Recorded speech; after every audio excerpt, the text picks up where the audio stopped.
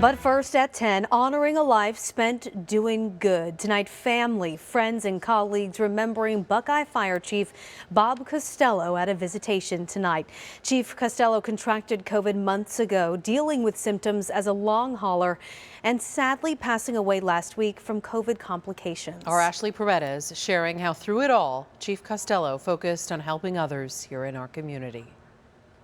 Friends and family gathering to remember 62-year-old Buckeye Fire Chief Bob Costello, a pillar within the community. Even from the hospital bed, infected with COVID, he was still worried about the citizens of Buckeye and the firefighters and the fire department getting vaccinated and getting taken care of.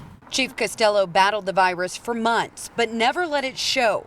He also never left his duties aside, leading people to believe he was doing better.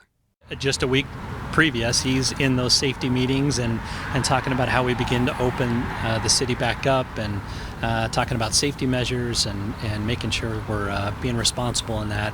But the virus took a toll on his body. Chief Costello ultimately dying Thursday from cardiac arrest due to complications of COVID-19, something he worked so hard to stay ahead of. When testing became available, he was first in line to order testing, and we changed our role a little bit in the community paramedicine program, for one, to where we started testing any and all of the firefighters, their spouses, and the city employees, and then we eventually branched out into the public. Chief Costello doing the same when it came to vaccinations, leading the operations within the city, and it came as no surprise. He's been part of the growth of Buckeye, which has been fantastic. Chief has helped economic development projects come into Buckeye. He was also instrumental in laying the building blocks and foundation for the fire department, going from one fire station to now 6 full-time throughout the city.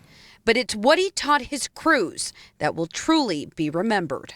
These people are having the worst days of their lives. You're there to help mitigate that problem. And always think of the patients and the people that we encounter out there as that's somebody's mother, that's somebody's daughter, that's somebody's father. Community members are invited to line the streets tomorrow starting at 9 a.m.